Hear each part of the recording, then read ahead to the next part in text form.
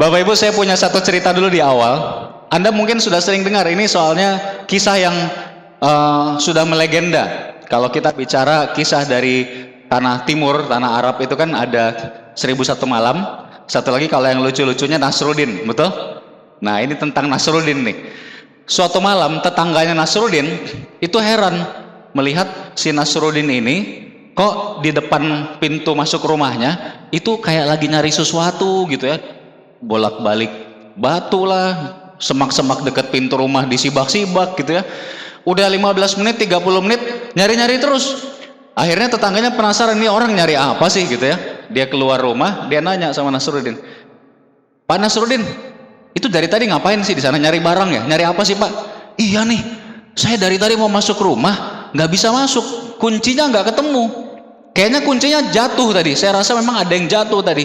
Tapi saya udah cari-cari setengah jam nggak ketemu kuncinya." Terus tetangganya bilang, "Aduh kasihan banget, ya udah Pak, saya bantu cari ya. Tadi kira-kira kuncinya jatuh sebelah mana Pak? Di dekat-dekat pintu ini ya?" Pak Nasruddinnya bilang apa Bapak Ibu? Dia bilang, "Enggak, tadi kuncinya tuh jatuhnya di sana, di halaman depan sana." "Loh, kok nyarinya di sini Pak kuncinya?" Pak Nasruddinnya bilang apa? Dia bilang, "Iya, saya cari di sini, soalnya di sini terang, ada lampu, di sana kan gelap, susah nyarinya." Apa maksud cerita itu Bapak Ibu? Maksudnya gini Bapak Ibu, banyak orang ketika mencari sesuatu, mencari rezeki, mencari penghasilan buat hidupnya, mencari nafkah, itu nyarinya di tempat yang terang, karena kelihatannya terang, kayaknya bagus gitu. Tapi sebetulnya rezekinya itu bukan di situ. Kunci kekayaannya dia itu sebetulnya ada di tempat yang gelap. Dan lucunya orang-orang ini tahu sebetulnya kalau dia di tempat terang itu terus, mau setahun, 5 tahun, 10 tahun, belasan tahun, 20 tahun, 30 tahun pun tidak akan pernah kaya. Tapi karena tempatnya terang, ada lampunya, nyari kuncinya di situ. Anda mengerti maksudnya? Rahasia sukses orang-orang terkaya di Indonesia Bapak Ibu, di dunia, Anda boleh baca bukunya, Anda boleh datang seminarnya. Rahasia suksesnya kenapa mereka bisa kaya, mereka semua mencari di tempat yang berbeda dengan kebanyakan orang rata-rata. Yang namanya uang itu tidak menyukai kerumunan. Kalau orang banyak tuh nggak suka tuh uang. Uang tuh sukanya nyari tempat yang sepi Bapak Ibu. Kalau kerumunan, uangnya pasti sedikit, karena yang dapat uangnya banyak orang. Betul? Kalau kerumunan tuh paling dapatnya uangnya 100.000. Namanya BLT, bantuan langsung tunai. Alhamdulillah Bapak Ibu, saya dulu sekali waktu saya masih sangat muda, sekarang juga masih muda terus terang ya. Waktu saya masih sangat muda, saya sudah menyadari hal itu. Karena saya suka baca buku, saya suka datang seminar. Itu salah satu yang positif dari usaha ini. Kita benar-benar belajar mengupgrade diri kita. Kita bisa punya wawasan yang sangat luas. Dan itu yang membuat saya punya kehidupan yang sangat luar biasa sampai hari ini. Kalau kita mau kasih istilahnya, living life in miracle. Nggak mungkin saya kebayang, saya di usaha ini sudah 10 tahun lebih Bapak Ibu. Kalau dulu 10 tahun lalu, waktu saya memulai usaha ini, nggak akan pernah saya kebayang punya kehidupan kayak gini. Saya dulu mulai umur 22 tahun, masih kuliah tahun terakhir di ITB. Saya mengenal usaha ini. Dan Anda tahu dalam 10 tahun, saya mulai Juli 2002 Bapak Ibu. Jadi sekarang saya 10 tahun lebih 2 bulan kira-kira. Anda tahu yang saya dapatkan dari usaha ini selama 10 tahun ini?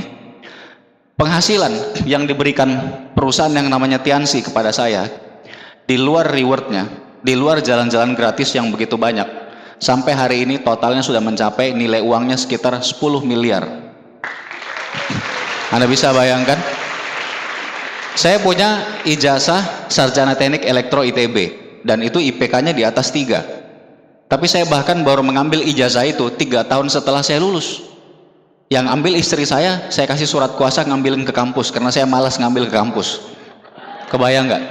Kepala administrasinya, tata usahanya kampus itu, jurusan elektro ITB, itu sampai bingung, ini orang kemana 3 tahun ijazahnya nggak pernah diambil. Biasanya kalau yang lain sebelum lulus kuliah itu udah nunggu-nunggu ijazahnya mana, pakai lamaran kan. Ya soalnya saya waktu lulus dulu Bapak Ibu, tahun 2003, dari Tiansi saya sudah punya penghasilan waktu itu sebagai bintang 8 aja di atas 20 juta sebulan. Jadi mohon maaf ijazahnya nggak pernah diambil. Ada yang butuh ijazah barangkali? Kenapa Bapak Ibu? Lagi-lagi karena saya melakukan hal yang berbeda dengan Nasruddin tadi. Hidup saya, nafkah hidup saya, keluarga saya, orang-orang yang saya cintai, di tempat yang bukan kerumunan, di tempat yang lebih sedikit orang, tapi mereka semua adalah orang-orang yang jauh di atas rata-rata, Bapak Ibu. Nah, hari ini kalau Anda perhatikan betul-betul, kita akan sharing beberapa waktu ke depan. Kalau Anda perhatikan betul-betul Bapak Ibu, insya Allah saya berjanji akan banyak perubahan yang terjadi dalam hidup Anda selama Anda mau melakukannya, Anda konsisten. Kita lihat 2-3 tahun ke depan Anda akan punya hidup yang juga luar biasa, living life in miracle. Saya dulu lahir di Makassar, Sulawesi Selatan. Ini sedikit cerita ya, latar belakang. Saya bersyukur dilahirkan di keluarga yang berada. Jadi ayah saya, ibu saya dosen di Universitas Hasanuddin. Dua-duanya lulusan ITB juga, elektro juga, Bandung. Tapi ayah saya asalnya dari sana, Sulawesi Selatan. Kemudian mereka ke sana, dosen, tapi sekaligus ayah saya punya perusahaan konstruksi yang sampai sekarang juga besar sekali. Bahkan kalau mau diadu penghasilannya, sampai hari ini bahkan penghasilan ayah saya masih lebih besar dari penghasilan saya. Ada 3 perusahaan konstruksi, Bapak Ibu. Jadi saya bersyukur, waktu itu, waktu saya lahir, perusahaannya sudah mulai menanjak. Saya tidak pernah hidup dalam kondisi kekurangan, Bapak Ibu. Nah, tapi dari kedua orang tua saya ini, bahkan sampai hari ini, itu saya belajar banyak sekali mengenai kerja keras.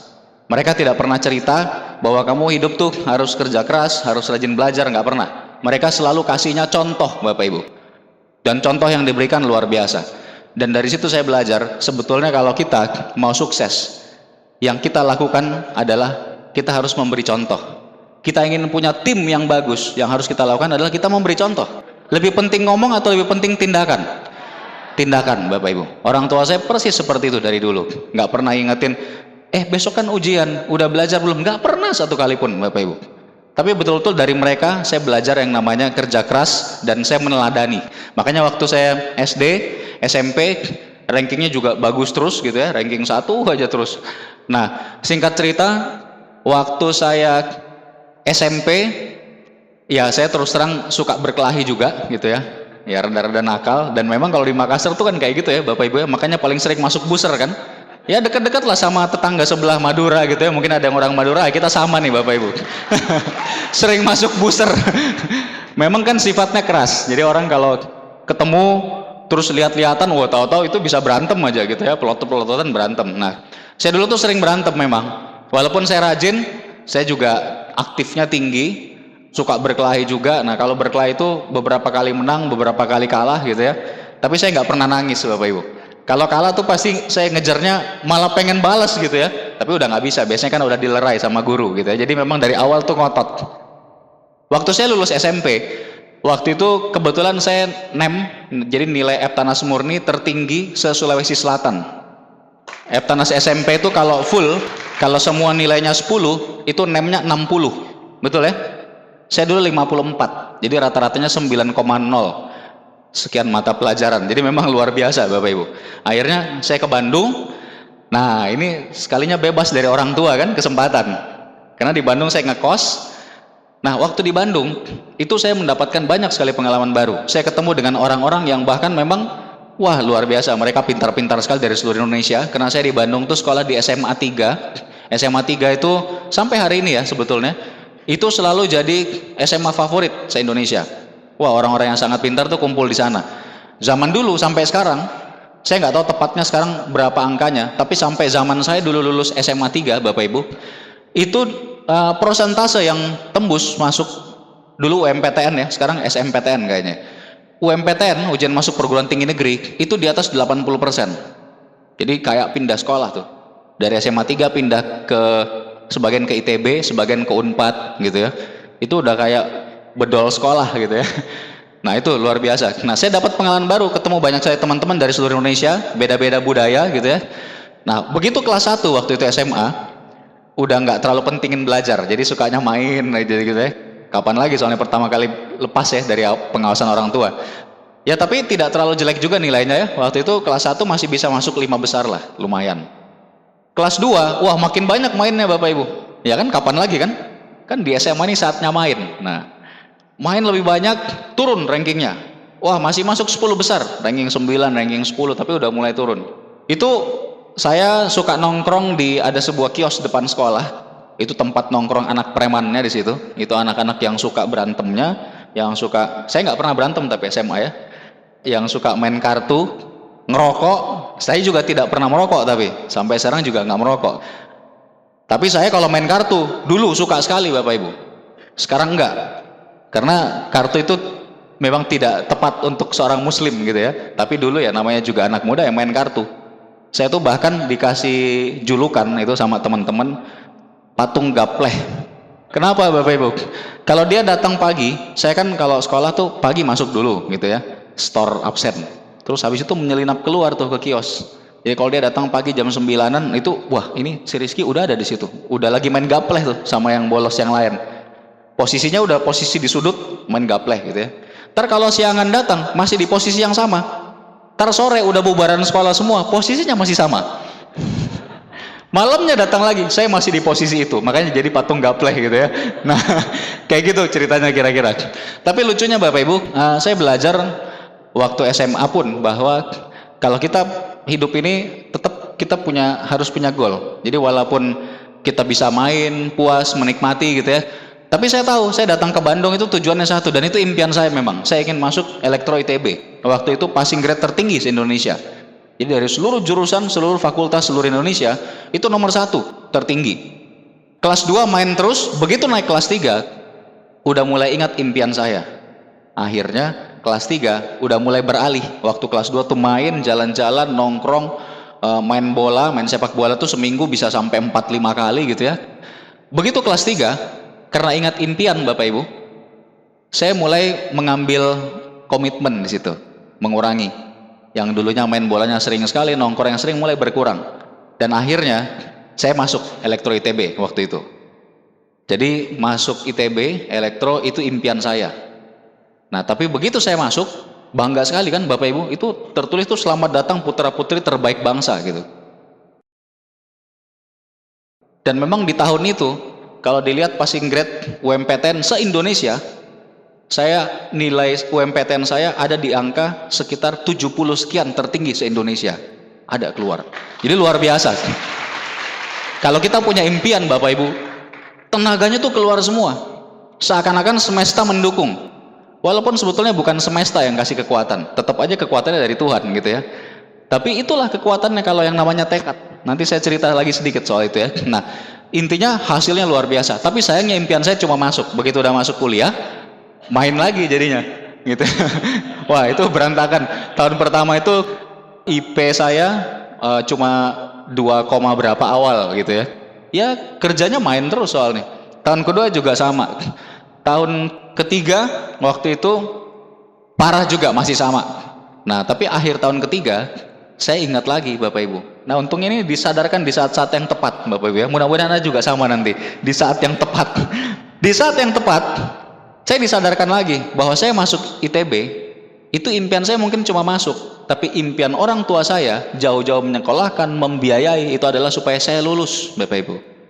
Nah, di tahun ketiga saya mulai perbaiki nilainya, mulai naik dikit-dikit, pelan-pelan, gitu ya. Nah, ada sedikit cerita yang menarik. Waktu saya kuliah ini, saya kebetulan sudah punya teman dekat wanita, yang memang teman SMA saya dulu. Dan ini ceritanya unik. Beliau ini waktu SMA itu kelasnya beda, kelasnya jauh. Jadi SMA 3 itu kelasnya ada 11 kelas. Jauh aja. Dia di mana, saya di mana gitu ya. Dia di lantai 2, saya lantai 1 gitu. Dia sih nggak pernah lihat saya, cuma saya suka ngelihat gitu. Kan Bandung kota kembang Bapak Ibu ya. Apa boleh buat ya kan? Kembang buat dilihat kan ya. Nah, jadi saya suka lihat, terus lama-lama waduh pengen kenalan juga akhirnya gitu ya. Nah, berhubung saya kan ngumpulnya sama preman sekolah tuh, yang di kios itu kan. Itu nggak bisa kalau saya nggak kenalan gitu. Mau ditaruh di mana muka saya? Tiap hari saya dikomentarin terus, dibilangin penakut lah segala macam gitu ya. Apa boleh buat? Akhirnya saya berusaha kenalan. Saya kenalan terus nyatain. Nah, gaya. Seminggu sih belum. Jadi seminggu dulu nganter dulu ke angkot gitu ya. Sampai angkot seminggu, habis itu nyatain. Nah, pas nyatain, alhamdulillah ditolak Bapak Ibu. Oh iya dong Bapak Ibu. Loh, kalau langsung diterima nggak ramai ceritanya, ya kan? Nah, harus ditolak dulu. Nah, ditolak. Jadi saya diterima waktu itu sebagai teman gitu ya ceritanya ya. Wah, lumayan sakit hati. Kenapa? Karena waktu saya pulang balik lagi ke tempat ngumpul, wah udah langsung diketawain habis-habisan aja sama teman-teman semua gitu ya. Nah, tapi Bapak Ibu saya lanjutkan besoknya saya nggak berhenti, saya tetap pulang sekolah ke kelasnya, jemput pulang, antar ke tempat naik angkot gitu ya. Itu sehari, 2 hari, seminggu tetap saya lanjutkan. Nah, tidak berlangsung terlalu lama. Kemudian setelah itu saya nyatain lagi. Jadi teman saya ini ada yang bilang, cewek itu tipenya ada yang mau dinyatainnya cepat, ada yang lambat. Ternyata ini kayaknya ceweknya tipe kedua, kata dia. Saya ikut aja, karena yang bilang itu pacarnya 3 tuh, gila tuh. Kita belajar dari orang yang sukses kan, gitu ya. Parah nih. Oke deh, saya ikut aja. Ternyata bener, setelah saya nganter lagi, akhirnya saya nyatain, alhamdulillah diterima. Ya, tidak terlalu lama, cuma kira-kira setahun setelah nyatain yang pertama gitu ya. Insya Allah. Nah, itu yang terjadi Bapak Ibu. Tapi dari situ saya belajar satu hal, bahwa kalau kita punya impian, kita terus lakukan konsisten, kita pantang menyerah, insya Allah kita pasti berhasil Bapak Ibu. Apalagi kalau impiannya bagus, pasti berhasil. Nah, itu ceritanya. Jadi itu sedikit latar belakang saya. Nah, tepat waktu kuliah di tahun ketiga itu saya mengenal Tiansi. Datang seorang teman saya ini masternya teknik elektro ITB. Anda bayangkan ya, kita ini aja udah secara prestasi akademis itu luar biasa. Beliau ini orang yang kalau ujian itu teman-teman merapat ke dia. Merapat langsung gitu. Kalau lagi tugas, kita datang ke kosan dia. Tugas praktikum apa gitu ya, nyalin semua. Orang yang memang pinternya luar biasa nih orang. Nah, suatu hari beliau telepon saya. Waktu itu kan belum ada HP kita ya. Dia telepon ke kosan. Ki, lagi di kosan kan, nggak keluar-keluar. Saya bilang iya. Mau ngapain? Mau ke sini? Iya, gua ke sana ya. Saya bingung kan. Biasanya saya ke tempat dia. Tumben-tumben ini beliau datang ke tempat saya. Begitu datang, tiba-tiba keluar. Biasanya kan yang keluar textbook yang tebal-tebal tuh dalam bahasa Inggris gitu ya. Oh, kali ini bukunya tipis. Terus ada gambar-gambar menariknya gitu ya. Dulu itu warnanya hijau dengan biru, saya masih ingat.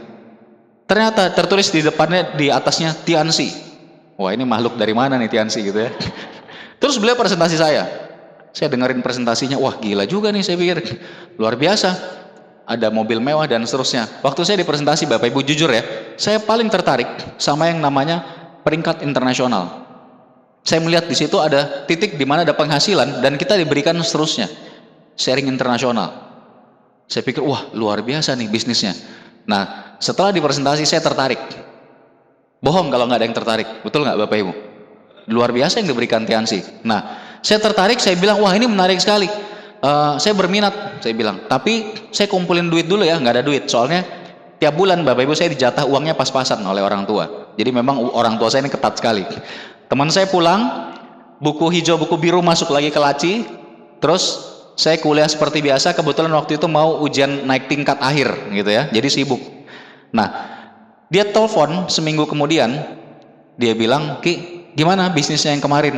Wah, saya bilang, waduh, belum kepikiran, lagi ujian nih.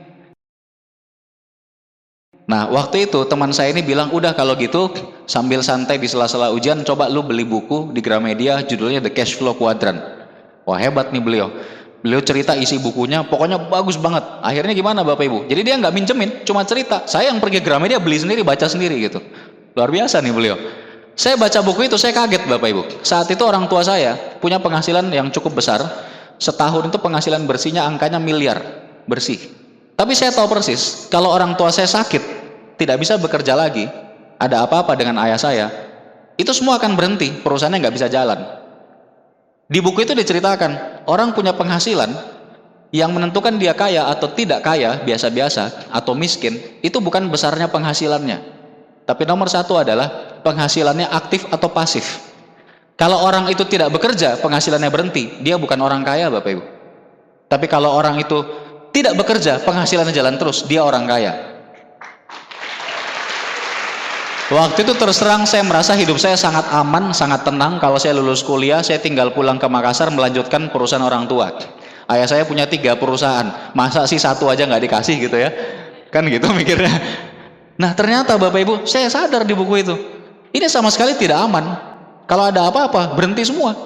Nah, setelah itu, saya makin serius memikirkan tentang Tianxi. Setelah ujian selesai, teman saya kontak saya lagi, dia ajak datang pertemuan yang namanya pertemuan OP.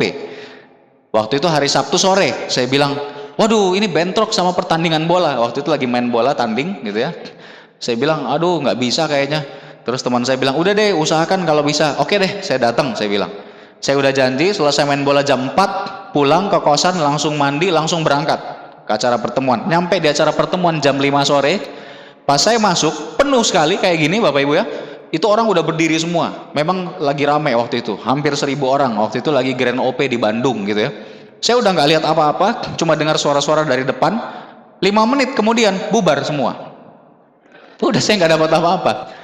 Tapi pas turun, saya nggak ketemu teman saya Bapak Ibu, karena rame, ruangannya kecil tapi sampai hampir 1.000 orang gitu ya, padat banget. Saya nggak ketemu teman saya ini, tapi saya turun. Di situ saya cuma mikir sederhana, wah banyak sekali orang yang menjalankan, latar belakangnya beda-beda, kayak sekarang. Ini pasti bisnisnya bagus. Saya cuma berpikir begitu. Nah, akhirnya teman saya telepon saya lagi malamnya. Saya bilang saya hadir, saya tertarik. Saya bilang ya udah, saya ngumpulin duit ya buat gabung. Saya bilang oke. Nah, saya telepon orang tua minta duit, singkatnya nggak dikasih. Kenapa Bapak Ibu? Gimana cara jalan bisnis ini di telepon? Nggak bisa kan? Saya malah kena marah Bapak Ibu sama orang tua. Saya nggak bisa jelasin, kena marah. Tapi saya nggak putus asa. Saya tahu bisnisnya bagus. Akhirnya saya coba pakai uang sendiri. Jadi uang saya irit-irit, saya gabung bintang 2, tapi saya juga jualan produk. Dalam 3 minggu saya bisa bintang 3 Bapak Ibu. Semuanya dari usaha sendiri. Gampang sekali. Kalau ada orang yang mengatakan bisnis ini bagus tapi tidak bisa mulai karena kendalanya modal, ingat-ingat aja Bapak Ibu, modal usaha ini bukan uang tapi impian. Iya. Karena begitu Anda mau jalankan, gampang sekali. Apa susahnya kita untuk bergabung menuju ke bintang 3? Kita bisa jual teh misalkan ke orang, ke konsumen. Apa susahnya? Teh kita luar biasa. Orang konsumsi teh, asam urat, kolesterol, itu dalam waktu beberapa hari aja, itu bisa langsung normal. Orang yang darah tinggi, dalam hitungan hari bisa normal.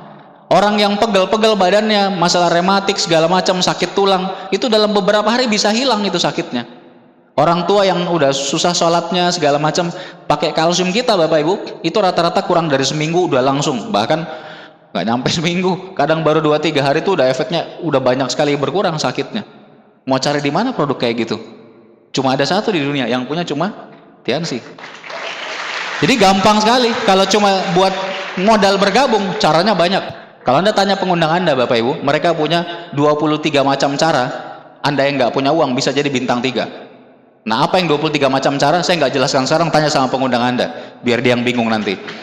Ya kan? Intinya kemauan aja Bapak Ibu. Dulu seperti itu. Nah, akhirnya awalnya saya tidak aktif setelah gabung bintang 3 karena ada Piala Dunia segala macam. Saya kan suka nonton bola ya. Itu sempat nggak aktif dulu. Nggak aktifnya saya totalnya sekitar 2 bulan lamanya.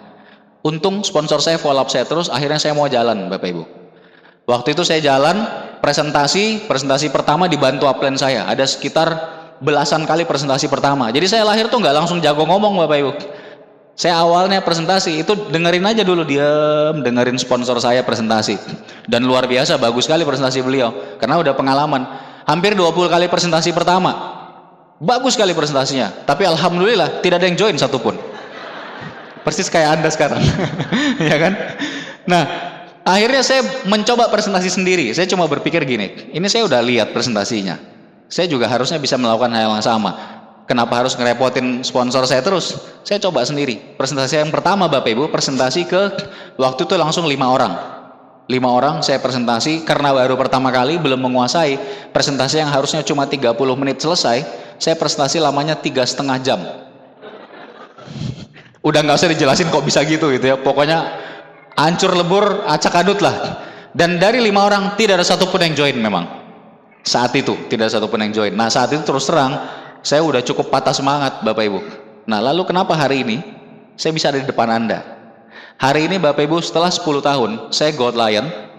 Saya dulu akhirnya bintang 8 dalam waktu 13 bulan, sangat cepat. Penghasilan di atas 20 juta sebulan. Saya terima mobil kira-kira 2,5 tahun setelah bergabung. Tahun depannya terima kapal, tahun depannya pesawat, tahun depannya villa.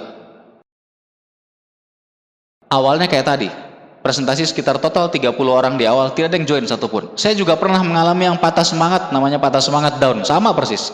Tapi hari ini saya bisa punya hasil yang luar biasa dari Tiansi.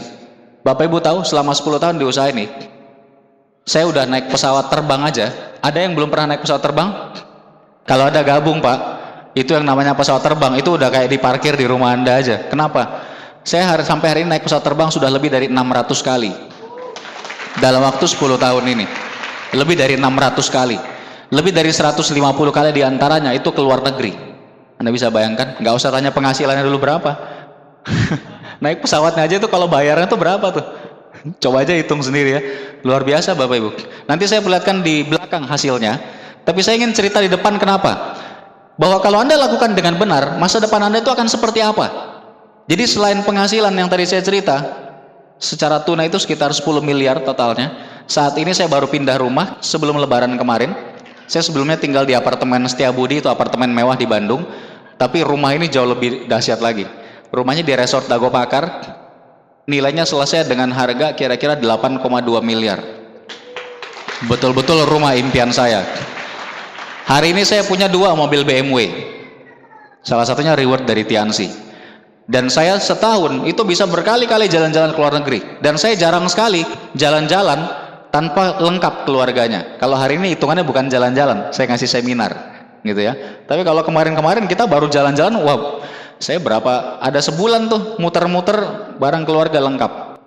Nah kalau Bapak Ibu ingin tahu kenapa saya bisa bangkit, mungkin ada di antara Anda yang hari ini sudah jalan, punya masalah, sempat patah semangat, itu manusiawi, wajar. Kalau nggak patah semangat itu robot Bapak Ibu, bukan manusia. Tapi kita tinggal mengetahui gimana caranya supaya dari sempat patah semangat, kita bisa naik lompat 3 kali lipat daripada itu. Saya mau nanya nih, kira-kira kalau kita patah semangat ada untungnya nggak? Ada gitu yang patah semangat dibayar goban gitu, goceng. Kalau patah semangat dikasih goceng nih ada? Nggak ada ya. Kalau dikasih 100.000 tiap patah semangat ya bolehlah sekali-kali patah semangat gitu ya. Tapi kalau nggak ada untungnya buat apa Bapak Ibu? Nah dulu alhamdulillah waktu saya lagi sempat down, bayangkan presentasi udah 30 orang lebih.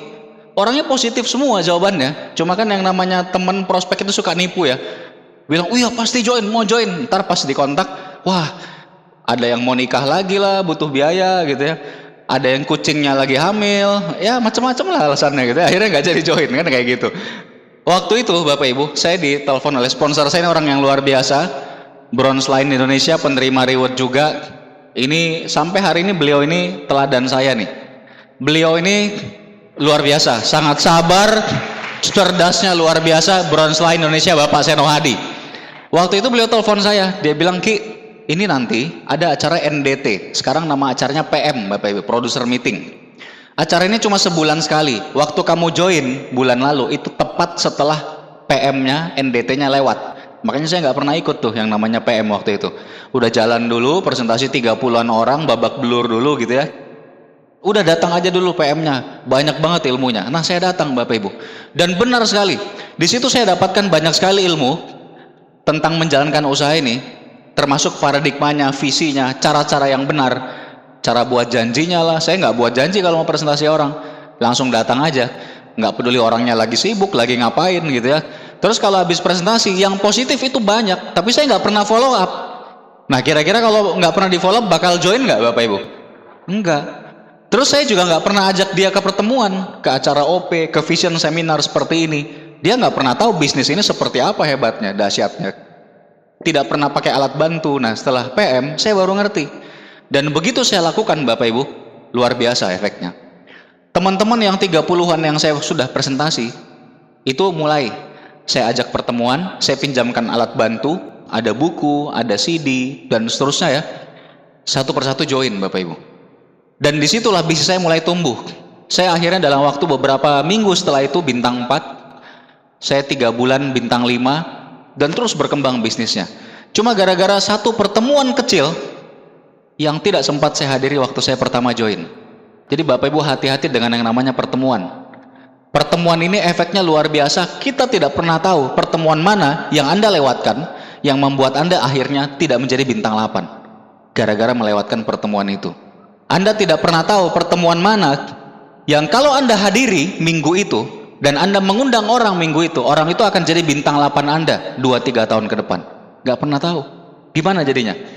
Datang terus pertemuan Bapak Ibu, apapun yang terjadi, mau hujan mau badai, pertemuan wajib hadir. Saya bintang 5 di Bandung, saya belum kembangkan keluar kota, masih di Bandung.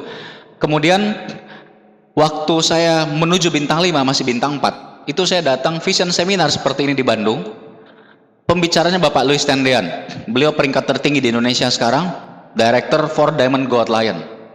Satu hal yang saya pelajari dari beliau, dan ini nggak ada lawannya kalau dimanapun gitu ya, adalah yang namanya antusiasmenya, semangatnya Bapak Ibu. Pak Louis ini kalau Anda deketan sama dia lewat aja, Bapak Ibu itu langsung semangat, nular. Yang namanya semangat, antusiasme itu menular jauh lebih cepat daripada virus. Dan ternyata orang-orang yang paling sukses di dunia Bapak Ibu, kalau Anda baca buku-bukunya, biografinya dan sebagainya, mereka semua bilang yang namanya antusiasme itu salah satu rahasia utama kesuksesan. Bukan cuma semangat, tapi antusias, semangat yang berapi-api Bapak Ibu. Itu yang membuat kita bakal sukses, semangat. Makanya kalau Bapak Ibu presentasi, keluarkan semangatnya Bapak Ibu. Keluarin semua, itu nular. Orang tuh sampai bingung sendiri gitu. Ini orang kok semangat banget gitu ya. Tapi begitu orang melihat semangat kita, dia akan penasaran juga, sehebat apa bisnis ini.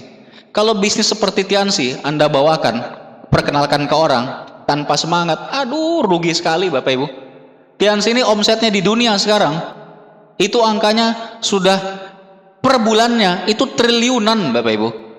Di satu negara di Cina aja, omsetnya sebulan terakhir, waktu awal tahun kemarin Mr. Lee datang ke Indonesia, itu kalau dikonvert ke rupiah, 800 miliar omsetnya di Cina aja sebulan. Hampir 1 T tiap bulan. Saya nggak tahu sekarang, mungkin udah nambah lagi. Besar sekali. Nah, Anda perkenalkannya seperti apa? Yang namanya antusias itu dari kata theos. Theos itu artinya Tuhan. Jadi antusias itu bahasa Yunani asalnya. Artinya adalah ada Tuhan di dalam diri Anda. Kalau ada Tuhan dalam diri Anda Bapak Ibu, gimana cara Anda bicara? Gimana cara Anda komunikasi dengan orang? Bagaimana cara Anda presentasi? Apakah Anda akan semangat atau tidak semangat? Kalau ada seorang pemuka agama, seorang kiai, seorang ustaz, seorang pendeta yang lagi bicara, berdakwah kepada pengikutnya, audiensnya, kira-kira audiens ini bakal suka pemuka agama yang semangat atau yang tidak semangat? Yang semangat. Kalau ada seorang dosen lagi kasih kuliah Bapak Ibu, seorang guru lagi ngasih pelajaran di kelas, kira-kira mahasiswanya ini sukanya lihat dosen yang semangat atau yang nggak semangat? Yang semangat.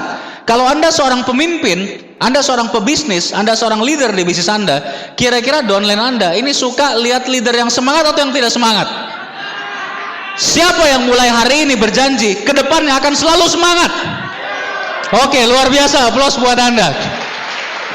Semangat dulu Bapak Ibu, itu nomor 1. Saya juga belajar tentang kepemimpinan. Yang namanya pemimpin, leader, itu bukan pimpinan. Pimpinan ini orang yang memimpin karena jabatan, struktural. Misalnya di kantor, tidak semua pimpinan itu pemimpin. Karena jabatan akhirnya dia diikuti, betul Bapak Ibu? Tapi yang namanya pemimpin itu diikuti karena integritasnya, karena tindakannya, karena komitmennya. Yang namanya pemimpin itu melakukan dulu, baru yang lain mengikuti. Pemimpin tuh bukan orang yang nyuruh orang lain duluan. Ini bagus loh, wah ini luar biasa loh, kamu duluan. Gak ada pemimpin kayak gitu Bapak Ibu. Ada juga pemimpin kasih tahu ini bagus, ini luar biasa, dan langsung duluan. Pemimpin besar di dunia dari zaman dulu Bapak Ibu, Attila the Hun, Alexander Bonaparte, kemudian William Wallace. Kalau yang Muslim misalnya Umar bin Khattab, Tariq bin Ziyad, itu pemimpin-pemimpin besar yang pada saat apapun, pada saat perang pun, ketika mereka bertempur, mereka selalu maju paling duluan. Begitu mereka bilang serbu, mereka duluan Bapak Ibu, baru pengikutnya, prajuritnya mengikuti. Itu yang namanya pemimpin. Nah, saya mau nanya, kira-kira kalau pemimpin nyuruh pasukannya, pasukan serbu, maju, maju, pasukannya maju nggak? Dianya diam, maju nggak kira-kira? Mungkin maju terpaksa, cepat mati pasti, betul nggak? Tapi kalau pemimpinnya bilang pasukan serbu, Yeah! Nah, kira-kira gimana Bapak Ibu? Pasukannya bakal maju nggak kira-kira? Pasti maju Bapak Ibu. Kalau perlu, mereka mati duluan nggak apa-apa. Itu pemimpin besar Bapak Ibu. Mereka semua seperti itu. Di bisnis ini, leadership driven business. Bisnis yang digerakkan oleh kepemimpinan. Anda mau ngomong 1000 kata, kalau tidak ada satu tindakan, tidak akan ada orang yang ikut Anda. Tapi begitu Anda belajar bahwa di bisnis ini Anda pemimpin, akan banyak sekali orang yang ikuti Anda, Bapak Ibu. Itu saya belajar juga dari Pak Lisendean. Nah, perjuangan waktu saya bintang 6 adalah saat terberat. Bapak Ibu yang sekarang bintang 6, bintang 7, itu mungkin saat terberat Anda. Kenapa? Grup Anda mulai makin besar, tapi leadernya belum terlalu banyak. Masih menuju proses. Akhirnya pekerjaan Anda makin banyak. Saya kuliah dari pagi sampai sore. Pulang kuliah, saya jalankan Tiansi sampai malam. Paling cepat saya pulang ke kosan itu jam 12 malam. Dan suka manjat pagar karena pintu kosan udah ditutup gitu ya. Saya mulai keluar kota di bintang 6. Dari Bandung ke Bogor, ke Jakarta. Dulu di Jakarta, Bandung, itu belum ada tol Cipularang seperti sekarang. Yang 3 jam bisa nyampe. Zaman dulu itu nyampe lewat puncak itu butuh 4-5 jam. Jadi kalau saya keluar kota, ada OP atau acara apapun, home meeting di Jakarta, saya 4-5 jam berangkat dari Bandung, kadang bawa mobil sendiri, kadang naik kereta, kadang naik bus, nyampe sana langsung acara segala macam, pulangnya malam butuh lagi 4-5 jam. Jadi di jalannya aja udah 10 jam dalam satu hari. Capeknya luar biasa. Paginya kuliah lagi. Kadang makan juga nggak sempat. Jadi kadang beli nasi bungkus sekali bawa, itu langsung beli 2 atau 3 gitu, dijadikan bekal gitu, karena nggak sempat berhenti-berhenti lagi buat makan. Saya berkali-kali harus tidur di restoran di daerah puncak karena nggak bisa nyetir mobil lagi, udah ngantuknya luar biasa. Saya pernah hampir nabrak juga Bapak Ibu, alhamdulillah nggak nabrak, masih dibangunkan di saat terakhir gitu ya. Sering banget harus tidur di pompa bensin, udah nggak sanggup. Pernah masuk Bandung, udah masuk tol Paster di Bandung, itu deket ke kosan, karena itu dini hari ya, paling juga 5 menit udah nyampe kosan, jalanan kosong, udah nggak kuat Bapak Ibu, 5 menit pun saya nggak kuat. Akhirnya saya tidur aja di situ setelah masuk pintu tol. Nah, tapi saya mengerti bahwa yang namanya sukses itu butuh pengorbanan, butuh delay gratification, menunda kenyamanan. Lawan terberat hidup ini, kalau kita mau berhasil, punya hasil yang luar biasa, kehidupan yang luar biasa, living life in miracle, lawan terberatnya adalah kehidupan yang sudah baik, sudah layak. Orang kalau hidupnya udah layak, udah enak, itu susah untuk jadi luar biasa Bapak Ibu. Mungkin Bapak Ibu banyak yang hari ini secara penghasilan di kantor atau punya usaha sendiri, itu sudah sangat layak buat membiayai kehidupan keluarga. Tapi Bapak Ibu, itu mungkin kehidupan yang layak, yang biasa. Ada sesuatu kehidupan yang Anda belum pernah rasakan, kehidupan yang paling luar biasa. Anda butuh sakit lagi sedikit untuk nyampe ke sana. Menunda kenyamanan Bapak Ibu. Perjuangan terberat di sana. Waktu bintang 6 ibu saya datang. Sampai saat itu ayah ibu saya tidak tahu saya menjalankan usaha ini. Karena waktu join saya minta uang nggak dikasih. Akhirnya saya join sendiri, nggak pernah bilang. Akhirnya waktu beliau datang ke Bandung, saya terpaksa beritahu. Terus ayah saya juga diberitahu di Makassar. Ayah saya marah Bapak Ibu. Waktu itu saya tahun terakhir kuliah, udah mau lulus. Ayah saya tiap pagi nelpon setelah itu. Selalu nanya, gimana kuliahnya? Udah beres belum tugas akhirnya? Selalu ditanya terus Bapak Ibu. Sampai ayah saya akhirnya bilang begini, udah kamu beresin cepat kuliahnya, pulang ke Makassar, kalau kamu mau BMW, Bapak belikan kamu BMW begitu lulus. Ya rasanya gimana ya, tidak bisa dilukiskan Bapak Ibu. Saya lagi berjuang habis-habisan, ada grup yang rontok, banyak sekali masalah, waktunya sangat sedikit, harus selesaikan kuliah, dapat tekanan juga dari keluarga. Tapi saya cuma tahu satu hal, keluarga saya, mereka tidak tahu, karena saya tidak bisa jelaskan usaha ini. Tapi Bapak Ibu, Anda harus ingat, kalau Anda hari ini tidak didukung oleh seseorang dari keluarga Anda, mereka mungkin tidak mendukung Anda karena mereka takut Anda gagal. Mereka takut Anda kecewa. Justru karena itu Bapak Ibu, Anda harus buktikan Anda berhasil Bapak Ibu. Anda buktikan Anda bisa berhasil. Justru Anda harus berhasil untuk kehidupan mereka. Dan itu pilihan yang saya ambil dulu. Dan alhamdulillah hasilnya luar biasa. Waktu saya bintang 7 Bapak Ibu, saya udah mulai ke Sumatera, itu juga perjuangan tambahan. Kalau ke Sumatera itu dari Bandung naik bus, lewat Jakarta sampai ke Merak, itu nyebrang naik ferry ya, Merak Bakauheni, terus lanjut lagi. Waktu itu saya mulai bangun grup di Lampung, dan itu saya lakukan tiap minggu selama berbulan-bulan. Capek sekali Bapak Ibu, tapi Bapak Ibu semuanya membuahkan hasil akhirnya. Waktu saya bintang 7 sudah agak besar, saya bintang 7 bisa punya penghasilan dulu sampai 18 juta sebulan. Itu tahun 2003 Bapak Ibu. Pada saat saya bintang 7 menuju bintang 8, itu di saat tugas akhir saya udah mulai selesai, saya udah persiapan sidang, saya off hampir sebulan penuh. Tapi luar biasanya apa?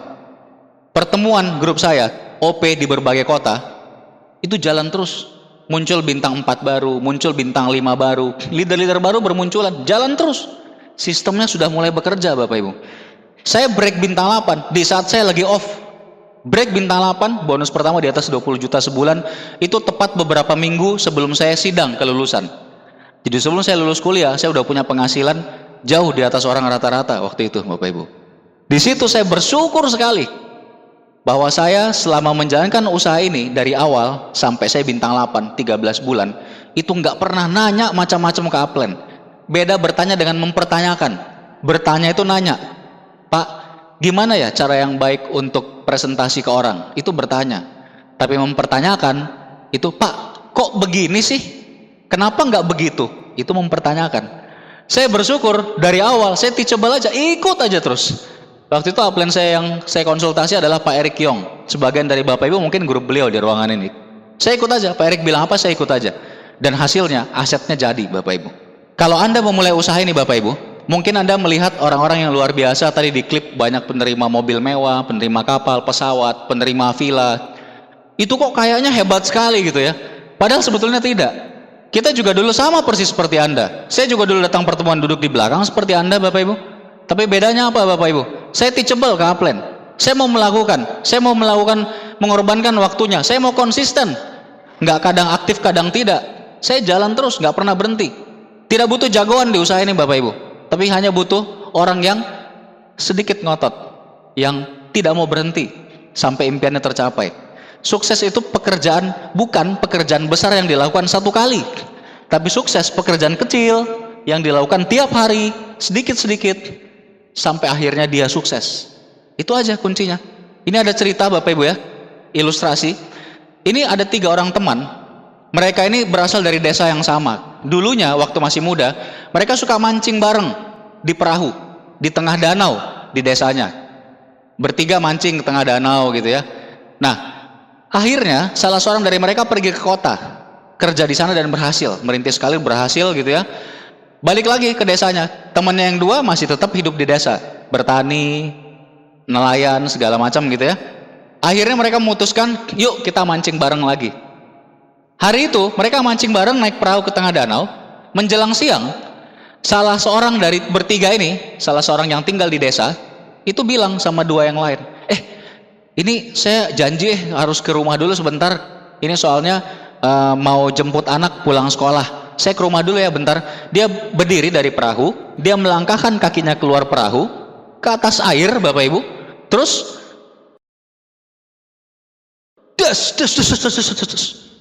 lari sampai ke pinggir danau, jalan di atas air, lari di atas air.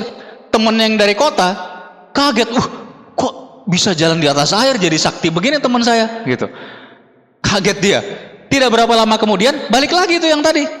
Udah selesai jemput anaknya, dari jauh dari pinggir danau dia lari, tos. Wah, naik ke perahu. Luar biasa kan. Nah, belum habis nih rasa kagetnya si orang kota ini.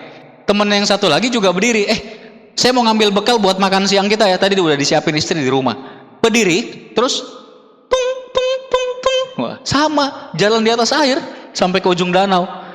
Kaget nih temen yang dari kota. Nggak lama balik lagi, tung, balik ke perahu. Nah, akhirnya penasaran nih yang dari kota. Jangan-jangan saya juga bisa, kata dia gitu ya. Dia nyoba Bapak Ibu. Kakinya keluar dari perahu, tung, jeblos, langsung tenggelam dia. Wah, temannya langsung nyebur juga, angkat dia ke atas. Terus dia kaget kan, kok pada bisa jalan di atas air sih? Oh, itu kata temannya. Kamu hanya tidak tahu di mana letak batunya. Ya Bapak Ibu, jadi ternyata Itu di danau itu ada batu-batu yang memang udah disusun, nggak kelihatan karena di bawah permukaan air. Nah, Anda yang melihat orang yang berhasil di sini kelihatannya luar biasa sekali, biasa aja, cuma mereka sudah tahu letak batunya. Kalau Bapak Ibu mulai dibantu sponsor Anda jalankan terus, Anda ikuti aja batunya satu demi satu. Anda juga akan sampai di bintang 8. Anda juga akan terima reward Bapak Ibu. Anda juga akan punya passive income nantinya. Ikuti aja letak batunya. Nah, waktu saya bintang 8 itu kerja kerasnya terbayar Bapak Ibu. Kalau orang di luar tuh gini Bapak Ibu, mereka harus bekerja baru dibayar. Mereka bekerja dibayar. Mereka bekerja lebih keras, lembur, dibayarnya double. Kerja dibayar. Kerja dibayar lebih banyak. Kerja dibayar. Kerja dibayar. Kerja bisa kerja terus Bapak Ibu? Pasti berhenti. Tapi di usaha ini Bapak Ibu, awalnya Anda kerja belum dibayar, belum kelihatan hasilnya. Anda kerja belum dibayar. Anda kerja lebih keras baru dibayar. Anda kerja dibayar. Anda kerja dibayar. Anda kerja dibayar. Anda kerja dibayar. Anda kerja dibayar. Anda lagi libur dibayar. Anda lagi tidur dibayar. Itu bedanya Bapak Ibu. Itu yang namanya bangun aset. Kalau orang bekerja biasa, pada saat dia tidur uangnya tidur. Tapi orang yang bangun aset pada saat dia tidur uangnya bekerja keras buat dia. Bedanya di situ Bapak Ibu. Awalnya tampak berat, tapi ingat tujuan akhirnya, dan itu tidak lama, 2-3 tahun. Setelah saya bintang 8, luar biasa. Saya bintang 8, sebulan kemudian saya lulus kuliah. Setelah saya lulus kuliah, yang tadinya capek sekali tiap hari, dari pagi sampai sore, harus kuliah, tugas akhir disusun, presentasi dan sebagainya. Itu sehari-hari saya cuma luangkan waktu 4-5 jam buat usaha ini setelah itu. Udah kayak orang gak ada kerjaan. Tapi penghasilan saya waktu itu, beberapa bulan setelah lulus kuliah, sudah mencapai 30 juta sebulan tahun 2003. Itu 9 tahun yang lalu. Dan sampai hari ini Bapak Ibu, kalau saya menjalankan Tiansi, saya cuma melakukannya dengan rata-rata sehari cuma sekitar 3 jam 4 jam. Saya punya 20 jam, sisanya buat saya, buat orang-orang yang saya cintai, buat keluarga saya. Dan itu tidak bisa digantikan dengan uang. Yang namanya waktu itu bukan uang Bapak Ibu. Waktu itu lebih mahal dari uang. Waktu itu nilainya emas. Tapi bahkan emas pun tidak bisa membeli kembali waktu Anda yang sudah lewat. Bapak Ibu bisa beli lagi waktu Anda yang sudah lewat, waktu anak Anda yang kecil bertumbuh jadi besar, yang Anda selalu lewatkan karena Anda harus bekerja ke kantor. Gak bisa Bapak Ibu. Dan saya bersyukur ketika anak saya lahir satu demi satu, saya sudah berhasil di usaha ini. Tapi tidak ada kata terlambat Bapak Ibu. Kalau Anda ingin punya kehidupan yang luar biasa, lebih banyak waktu, lakukan usaha ini. Usaha ini begitu luar biasa. Saya ingin perlihatkan ke Anda beberapa slide.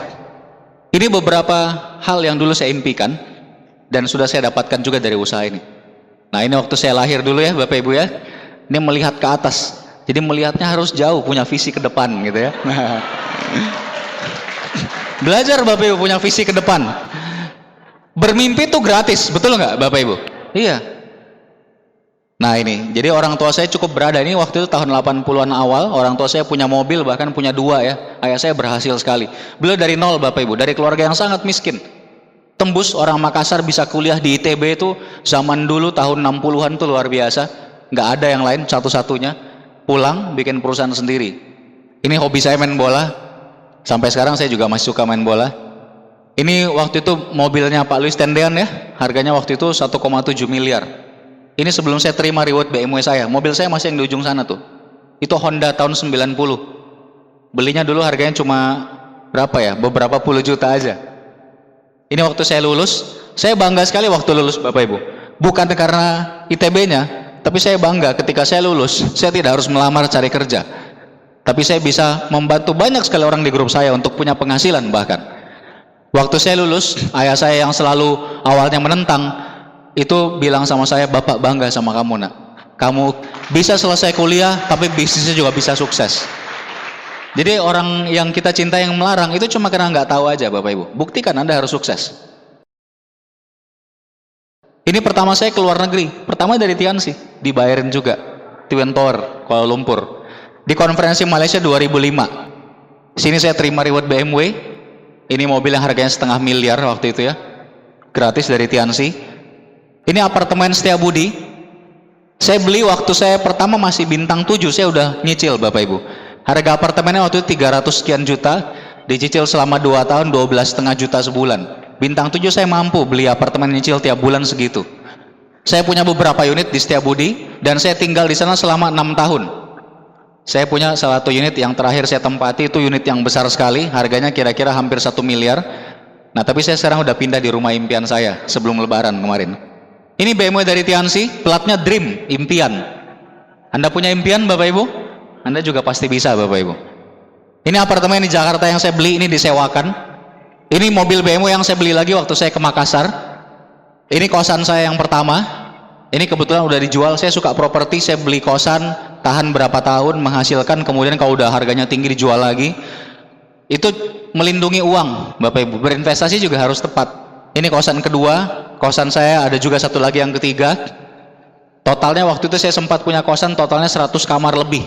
Gara-gara dendam pulang malam kosan pintunya ditutup kan, jadi beli kos-kosan gitu. Saya sebenarnya mau beli kosan saya dulu tapi nggak dijual-jual tuh gitu ya. Nah, ini belakangan saya beli satu BMW lagi yang sebelah kiri. Itu tahun 2010 ya, 2 tahun apa 3 tahun lalu, 2009. Itu BMW yang ultimate, di atasnya yang standar. Ini sekarang saya pakai di Makassar, saya kirim ke Makassar. Ini perjalanan-perjalanan luar negeri ke Cina, kantor Beijing ya. Ini di kantor Tianxi yang lama, ini tembok Cina. Next, ini cepat aja ya Bapak Ibu, banyak sekali. Ini di Singapura sering sekali, ini tempat transit tiap mau ke luar negeri. Ini waktu ke Eropa, di Roma, Colosseum. Ini perjalanan gratis berdua sama istri ya. Ini Menara Pisa di Florence, Italia. Ini di Venice, kotanya Romeo dan Juliet. Saya sempat foto juga tadi Romeo dan Juliet ya. Nah, ini di Swiss Bapak Ibu, pengunjungan Titlis. Ini waktu di Paris, Prancis. Ini gerbang kemenangan, Arc de Triomphe. Ini di depan Menara Eiffel. Ini di Belgia, Brussels. Ini di Amsterdam, Belanda. Ini waktu perjalanan gratis juga. Ini perjalanan gratis semua ya, dari One Vision. Ini waktu umroh. Umroh ini tiap tahun ada Bapak Ibu. Kalau Anda mendapatkan DHO gratis seperti Turki dan Anda belum pernah umroh, Anda boleh tukar dengan umroh. Luar biasa nih. Saya dapat gratis berdua. Waktu itu tahun 2007 kalau saya nggak salah. Wah, luar biasa nih. Setelah umroh kita lanjut ke Kairo, Mesir. Ini naik kapal pesiar dinner di Sungai Nil ya, sambil mutari Sungai Nil. Ini keajaiban dunia juga di Mesir, piramida. Ini masjidnya Imam Hussein, cucunya Rasulullah. Ini masjidnya Sultan Salahuddin Al-Ayyubi. Ini waktu di Afrika Selatan. Ini di Cape Town, Afrika. Ini kota yang indah sekali. Saya sama Pak Ruli waktu itu pertama kali ke Afrika. Saya udah 2 kali ke Afrika. Ini Semenanjung Harapan. Ini waktu saya terima reward pesawat di Kenya. Ini waktu di Hong Kong. Ini sendiri karena istri saya waktu itu hamil anak kedua. Ini di Avenue of Star-nya Hong Kong. Nah, ini dengan Bruce Lee di Hong Kong. Yang mana yang Bruce Lee nih? Ini teman saya Andy Lau di Hong Kong. Ini Ronaldinho. Ini Museum Lilin ya. Ini perjalanan ke Cina lagi. Ini waktu saya terima villa, keluarga saya ikut semua ke Cina. Ini waktu pabrik belum jadi ya, tahun 2008. Sekarang wah luar biasa pabrik kita, 30 triliun. Ini waktu terima villa di Cina. Ini ke Tokyo, ke Jepang ya. Ini juga gratis berdua sama istri. Dan setelah itu saya 12 kali bolak-balik ke Jepang. Saya bangun grup saya di Jepang. Dan sampai sekarang alhamdulillah berjalan. Ada yang sudah bintang 7 mau bintang 8 di Jepang.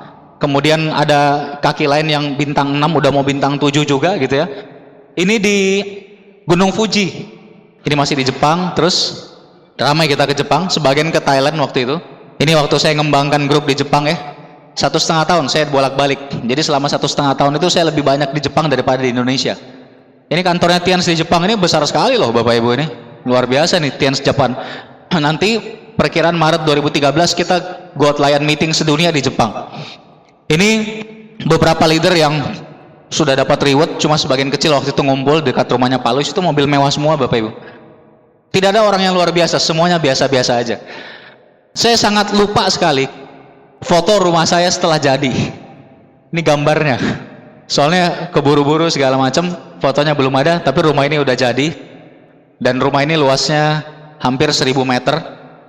Ini rumah impian saya lah, pokoknya ada kolam renangnya, view-nya itu dapat seluruh Bandung, muter 270 derajat.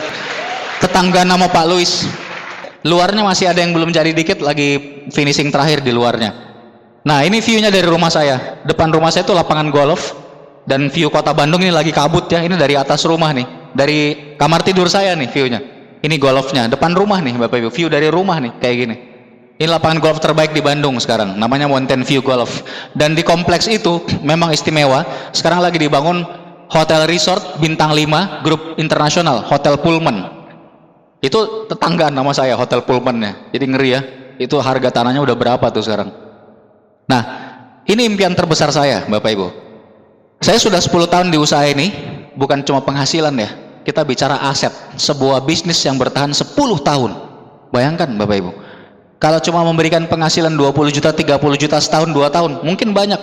Tapi saya udah 10 tahun. Upline saya udah belasan tahun. Dan Tiansi masih bertahan begitu kuat. Bahkan di dunia makin kuat. Ingat, salah satu omset terbesar di dunia sekarang, Tiansi. Luar biasa nih perusahaan kita.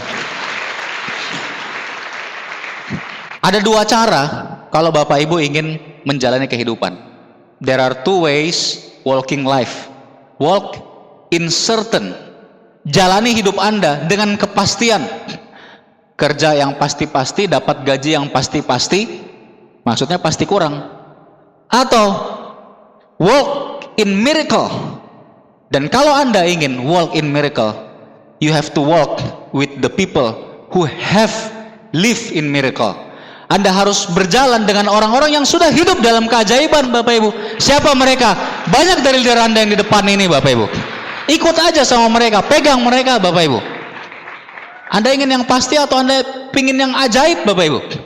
Yang ajaib, yang pasti boleh, tetap jalankan dulu. Tapi begitu bonus Anda dari usaha ini sudah mengalahkan penghasilan Anda punya pilihan untuk berhenti dan Anda bisa nikmati waktu Anda yang begitu banyak Bapak Ibu. Itu yang saya lakukan Bapak Ibu. Kita diajar berpikir positif, betul Bapak Ibu? Katanya berpikir positif itu bisa efeknya luar biasa. Ada kekuatan dari alam semesta. Saya dapat jawaban yang lebih konkret, sangat sederhana. Saya Muslim, karena saya Muslim, jawaban saya ada di Al-Quran dan Al-Hadis. Dikatakan dengan jelas bahwa Allah adalah prasangka hambanya. Kalau Bapak Ibu punya prasangka yang baik, maka Anda akan mendapatkan yang baik-baik. Tapi kalau Anda berprasangkanya yang jelek, banyak orang yang ketika ditawarkan sebuah peluang yang luar biasa, itu langsung berpikir, itu dia, saya kayaknya nggak bisa. Anda mengerti maksudnya? Bahkan di ajaran agama Islam aja udah diajarkan bahwa Tuhan Allah adalah prasangka hambanya. Kalau Anda belum apa-apa udah mikir nggak bisa, bagaimana caranya Anda bisa berhasil Bapak Ibu? Beranilah berpikir bisa Bapak Ibu, maka Tuhan akan membukakan jalan buat Anda. Percaya aja. Berpikir dulu bisa, ikhtiar, berdoa yang kenceng, Tuhan akan bukakan jalan. Banyak orang yang kebalik, awalnya udah mikirnya salah. Sederhana sekali, berpikir positif maka kita akan bertindak positif. Kalau kita bertindak positif maka hasilnya akan positif. Betul Bapak Ibu? Ada orang yang bertindak negatif hasilnya positif? Nggak ada. Ada orang yang berpikirnya negatif terus tindakannya jadi positif? Nggak ada. Mikirnya dulu harus positif, baru ujung akhirnya bisa positif. Berani berpikir Anda bisa, berani berpikir bahwa Anda unik, bahwa Anda spesial, Anda adalah makhluk Tuhan dan Anda punya rezeki yang sebetulnya siap diambil Bapak Ibu. Tinggal ikhtiarnya aja. Berani berpikir. Nah, beranikah Anda berpikir Bapak Ibu seperti itu? Kalau Anda percaya akan Tuhan, Anda harus berani berpikir seperti itu. Karena sebetulnya mungkin Anda sudah disediakan rezeki yang banyak sekali, tapi tidak pernah Anda ambil. Hari ini kita belajar banyak, terus terang saya belajar yang terbanyak hari ini. Karena apa yang saya sampaikan hari ini, banyak hal baru yang saya belum bahas di seminar sebelumnya. Saya udah dikasetkan 2 seminar dari Vision Seminar, hari ini saya banyak bahas hal yang baru. Saya belajar paling banyak.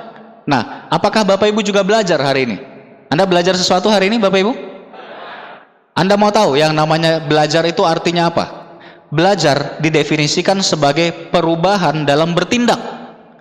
Kalau Bapak Ibu belum melakukan perubahan dalam tindakan, Anda belum belajar sesuatu. Anda belajar sesuatu sampai Anda mulai menerapkannya Bapak Ibu. Kalau hari ini Anda melakukan hal yang rata-rata orang lakukan, kemudian tidak Anda rubah, Anda tidak belajar apa-apa, Bapak Ibu. Albert Einstein bilang, untuk mendapatkan hasil di atas rata-rata, Anda harus mau melakukan hal-hal yang dilakukan oleh orang di atas rata-rata. Anda harus mau melakukan hal-hal yang tidak dilakukan oleh orang biasa. Kalau orang biasa cuma bekerja, pulang kerja mereka istirahat di rumah, beranilah Bapak Ibu hari ini putuskan untuk bangun aset Anda. Luangkan waktu Anda seminggu, cukup 3-4 kali presentasi, seminggu sekali datang OP, 2 bulan sekali datang vision seminar, datang training produk, itu aja. Konsultasi ke upline. Saya percaya 2-3 tahun ke depan Bapak Ibu Anda akan punya kehidupan yang luar biasa. Saya percaya sekali, karena Tuhan Maha Adil Bapak Ibu. Ada yang titip salam sebetulnya ke Anda. Sejak saya dari Bandung tuh ada yang titip salam. Titip salamnya dia bilang begini, perhatikan saya, latih saya, tegaslah terhadap saya, dan saya akan meletakkan dunia dan akhirat di bawah kaki Anda. Luar biasa nggak tuh salamnya tuh? Saya ulang ya, perhatikan saya, latih saya, tegaslah terhadap saya, dan saya akan meletakkan dunia dan akhirat di bawah kaki Anda. Siapa yang nitip salam ini? Yang nitip salam, salam hangat, ini dari yang namanya habits. Habits itu siapa? Kebiasaan. Anda mau tahu kuncinya kalau Anda mau berhasil? Dunia dan akhirat di bawah kaki Anda Bapak Ibu. Selamat dan sukses dunia dan akhirat. Kebiasaan yang harus Anda ubah. Anda harus mau mengubah kebiasaan hal-hal yang kecil.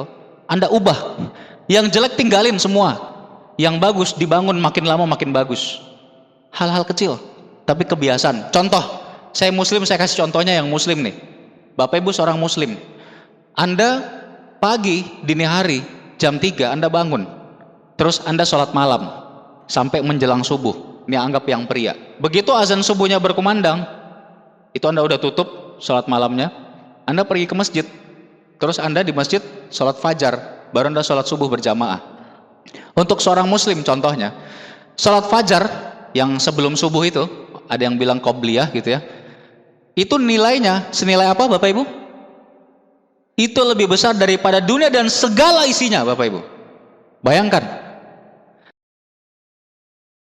kalau Anda memulai hari Anda dengan tambahan sebuah salat fajar, sebetulnya hari itu Anda sudah memiliki dunia dan segala isinya.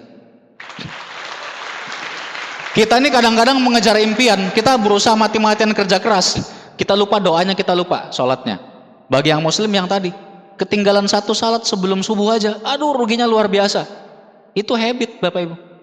Lanjut, habis sholat subuh misalkan masih sempat baca Quran, kalau capek mau tidur lagi, yang udah nggak kerja ya boleh tidur lagi. Saya biasanya suka tidur lagi jam 7 gitu ya. Nah habis itu bangun misalkan olahraga, terus nggak lupa sholat duha misalnya, terus kalau sholat zuhur, sholat asar, sholat maghrib, sholat isya selalu di masjid misalkan berjamaah, kecuali kalau di perjalanan lagi safar misalkan. Terus di sela-sela itu semua berusaha ikhtiar, bisnis, usaha, kerja, tapi niatnya semua karena Tuhan. Saya mau nanya sama Anda, kira-kira masih perlu ditebak nggak kehidupan ini orang bakal seperti apa? Gak perlu ditebak, itu pasti kehidupannya bakal luar biasa Bapak Ibu. Itu yang saya maksud dengan habit. Kalau Anda habitnya bagus, jalannya bakal kebuka Bapak Ibu. Cobalah jalankan bisnis ini dengan niat yang baik, yang benar, buat keluarga Anda, buat orang-orang yang dicintai, buat orang tua Anda. Mungkin orang tua Anda ingin naik haji dan seterusnya. Anda yang punya impian itu Bapak Ibu. Itu salam hangat dari habits. Sukses semua mulai dari habits. Nah, saya punya 2 cerita terakhir ya. Ini yang pertama, ini luar biasa. Saya suka cerita kisah nyata. Ini kisah nyata terjadi di Amerika. Seorang bocah laki-laki yang namanya Howard. Howard ini bocah yang dilahirkan di keluarga miskin. Dia makan aja susah Bapak Ibu. Dia sekolah aja itu dibantu biayanya sama tetangganya. SD, SMP, masuk SMA, senior high school, biayanya udah nggak cukup Bapak Ibu. Mahal, sekolah di Amerika tuh mahal. Akhirnya dia harus mulai jualan. Dia jadi salesman, door to door. Dia salesman sambil SMA, buat biaya sekolah SMA-nya itu salesman, jualan dari pintu ke pintu. Tiap hari beberapa jam kayak gitu, ketok pintu. Banyaknya yang nggak beli Bapak Ibu, yang beli dikit, kasihan gitu ya. Ada yang beli 1 produk 2 produk juga untungnya dikit. Suatu hari ini benar-benar kayaknya lagi malang sekali nasibnya. Ini kisah nyata ya Bapak Ibu ya. Di hari itu dia nggak ada yang beli sama sekali. Dia udah mau pulang Bapak Ibu. Kasihan sekali. masih belasan tahun jualan dari rumah ke rumah. Tapi dia putuskan, waktu itu dia lapar sekali, gak punya uang beli makan. Dia putuskan, saya coba ketok satu pintu rumah ini. Itu dia di kota kecil hidupnya, udah di agak pedalaman. Saya coba ketuk satu pintu rumah ini untuk minta makan. Begitu dia ketuk, yang buka seorang wanita muda. Dan saat melihat wanita muda itu, Howard langsung hilang keberaniannya, Bapak Ibu. Yang tadinya mau minta makan, gak berani. Dia cuma berani minta minum air putih. Dia minta air putih ke wanita itu yang usianya kira-kira 25 tahun, seorang ibu rumah tangga. Tapi sama si ibu itu diajak masuk ke rumah, dikasih makan siang, dan dikasih segelas susu. Terus Howard bilang, bagaimana saya bisa membalas kebaikan Anda? Si wanita itu bilang, tidak perlu. Kalau kita melakukan kebaikan, kita melakukan usaha, suatu saat Tuhan pasti memberikan balasannya. Singkat cerita Bapak Ibu, bertahun-tahun kemudian si wanita muda tadi kena penyakit yang berat, jenis penyakit yang langka, yang susah sekali diobati. Di kota kecil tidak bisa diobati, bahkan di kota besar nggak bisa. Akhirnya dia dirujuk oleh dokter ke rumah sakit di ibu kota negara bagian. Si wanita itu akhirnya masuk rumah sakit. Dia sudah memperkirakan biayanya berapa, semua uang tabungannya dipakai. Dia sudah siap buat pelunasan, dia harus jual rumahnya. Biayanya mahal sekali, puluhan ribu US dollar biaya pengobatannya. Akhirnya dia diobati oleh satu tim dokter spesialis di sana yang paling ahli. Setelah operasi, alhamdulillah dia recovery dengan baik, membaik, dan tampaknya bisa sembuh. Di saat dia seminggu kemudian udah siap buat keluar rumah sakit, tagihannya datang, tagihan pengobatan. Anda bayangkan bagaimana rasanya kalau Anda sudah menabung uang puluhan tahun, uangnya habis semua karena sakit, bahkan rumah yang Anda cintai harus dijual buat biaya pengobatan. Dia udah siap Bapak Ibu. Dia lihat perinciannya satu halaman demi satu halaman, mahal-mahal sekali. Terakhir di halaman terakhir di totalnya hampir 100.000 US dollar. Tapi Bapak Ibu, di bagian bawah di halaman itu ada cap lunas, paid, dan di bawahnya tertulis sudah terbayar lunas dengan satu gelas susu.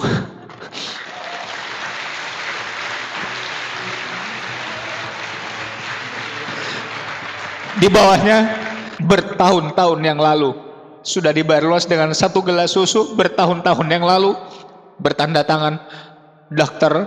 Howard Kelly. Si bocah itu Bapak Ibu. Ini kisah nyata Bapak Ibu. Dr. Howard Kelly ini seorang dokter yang luar biasa. Beliau ini pendiri divisi ginekologi onkologi di Universitas Johns Hopkins yang sangat terkenal di Amerika, bahkan terkenal di dunia. Kalau kita mau berusaha Bapak Ibu, pasti akan ada hasilnya. Insya Allah pasti ada hasilnya. Mungkin belum langsung, tapi suatu saat kalau niatnya tulus akan ada balasannya Bapak Ibu. Kita bersedekah aja itu dijanjikan bayaran 10 sampai 700 kali lipat. Bayangkan. Dan setiap tindakan yang baik itu sedekah, bukan cuma uang. Tindakan yang baik, mencari nafkah buat keluarga, itu adalah sedekah Bapak Ibu. Saya perlihatkan slide ini. Ini impian terbesar saya, keluarga saya. Di sini anak saya masih kecil, ini bertahun-tahun yang lalu diambil.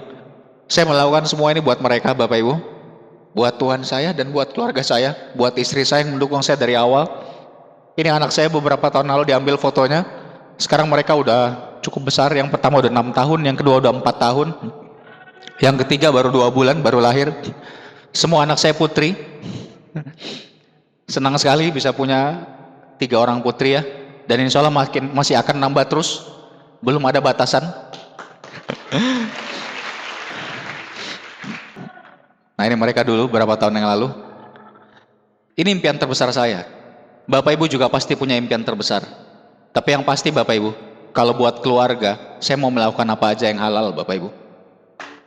Saya nggak takut capek, saya nggak takut ditolak. Saya berani berjuang. Kalaupun dulu saya harus bekerja 10 kali lipat, saya pasti tetap akan lakukan Bapak Ibu. Kalau saya tahu ujungnya tuh kayak gini Bapak Ibu. Kalau tolakannya jauh lebih banyak, saya jabanin aja dilewatin. Ujungnya begitu luar biasa Bapak Ibu. Saya punya satu cerita terakhir. Cerita ini tentang sekumpulan anak kecil. Ini cerita favorit saya. Sekumpulan anak kecil suatu hari mereka bermain-main di hutan. Mereka masuk ke tengah hutan. Di tengah hutan mereka bertemu dengan seorang kakek tua, jenggotnya putih panjang. Si kakek menunjuk kepada salah seorang dari anak tadi. Dia bilang, "Nak, pungut beberapa buah batu, beberapa buah kerikil, dan besok pagi kamu akan merasa bahagia dan juga merasa sedih." Si anak menjawab, "Saya tidak mengerti." Si kakek bilang, "Sederhana, pungut beberapa kerikil dan besok pagi kamu akan bahagia dan juga sedih." Si anak masih nggak mengerti, tapi dia memutuskan melakukan aja. Dia mengambil beberapa kerikil, dia masukkan di dalam kantong celana pendeknya, dan dia pergi bermain-main kembali dengan temannya. Sorenya dia pulang ke rumah, malamnya makan malam seperti biasa. Besok paginya, waktu dia bangun tidur, setelah makan, dia pakai lagi celana pendek yang dipakai bermain kemarin. Pada saat dia pakai celana pendek dan dia mulai keluar rumah ingin bermain, dia merasa ada sesuatu di kantong celana pendeknya. Dia memasukkan tangannya. Dan pada saat dia mengeluarkan tangannya Bapak Ibu, dia membuka tangannya, kerikil-kerikil tadi sudah bukan kerikil lagi. Kerikil-kerikil itu sudah berubah menjadi diamond, berlian yang tidak ternilai harganya. Dan si anak ingat kepada kata orang tua itu kemarin, besok pagi kamu akan merasa bahagia dan juga merasa sedih. Dia merasa bahagia karena kerikil tadi sudah berubah menjadi diamond, berlian yang tidak ternilai harganya. Tapi dia merasa sedih karena dia tidak mengumpulkan cukup banyak kerikil. Saya mau tanya Bapak Ibu, apa yang sedang Anda lakukan sekarang? Saat ini Anda sedang mengumpulkan kerikil-kerikil Anda. Saat ini kerikil-kerikil tadi mungkin tampak masih seperti kerikil, batu kecil yang tidak berarti. Tapi batu kerikil itu suatu saat nanti 2-3 tahun lagi akan berubah menjadi diamond Anda, berlian yang tidak ternilai harganya. Kerikil-kerikil itu sebenarnya adalah diamond Bapak Ibu. Apakah Anda mengumpulkan cukup banyak diamond, cukup banyak kerikil hari ini Bapak Ibu? Apakah Anda mengumpulkan cukup banyak kerikil untuk menjadi diamond? Apakah Anda mengumpulkan cukup banyak kerikil? Saya percaya bahwa Anda semua bisa menjadi diamond, seperti Pak Louis Tendean. Saya percaya Anda semua bisa menjadi gold lion, seperti Dr. Dia, Dr. Anita, seperti Rizky. Saya percaya Anda semua bisa menjadi silver lion, seperti Pak Doni, seperti Bu Afrina, silver lion. Saya percaya Anda bisa Bapak Ibu. Saya percaya Anda juga bisa menjadi bintang 8, bronze lion, seperti leader-leader Anda di depan. Selama Anda punya impian yang kuat dan menyimpannya dalam-dalam di hati Anda, dan tidak membiarkan seorang pun mengambilnya dari Anda. Saya percaya suatu saat nanti 2, 3, 5 tahun dari sekarang, Anda yang akan ada di semua foto yang tadi saya tampilkan Bapak Ibu. Anda yang akan ada di suatu tempat di belahan dunia yang indah sekali, yang begitu eksotis dengan keluarga Anda. Anda sedang liburan di sana. Suatu saat semua hutang yang ada saat ini itu akan terbayar Bapak Ibu. Suatu saat anak Anda itu akan bisa sekolah di sekolah-sekolah terbaik, bukan cuma di Indonesia, bahkan di luar negeri. Suatu saat nanti Anda yang muslim bisa naik haji. Orang tua Anda bisa naik haji Bapak Ibu. Dan itu tidak bisa dinilai dengan uang. Dan suatu saat nanti Anda yang akan ada di panggung internasional menerima semua reward yang diberikan oleh TNC Bapak Ibu. Suatu saat nanti saya percaya itu. Saya percaya suatu saat Anda di panggung dan seseorang dari bawah berteriak, "Itu ayah saya, itu ibu saya, itu anak saya, dan saya bangga sama dia." Anda akan mengalami itu Bapak Ibu. Tapi pertanyaannya, apa yang Anda percayai? Apakah Anda percaya Bapak Ibu? Apakah Anda percaya? Saya mau tanya kepada Anda, bukan kiri Anda, kanan Anda, depan belakang Anda, hanya Anda. Apakah Anda percaya? Kalau Anda percaya Bapak Ibu, saya mohon Anda berdiri dari tempat duduk Anda angkat tangan Anda ke depan. Apakah Anda percaya Bapak Ibu? Kalau Anda percaya Bapak Ibu, selama Anda percaya, saya yakin Tuhan akan membukakan jalan. Semoga Tuhan merahmati kita semua. Terima kasih. Wassalamualaikum warahmatullahi wabarakatuh.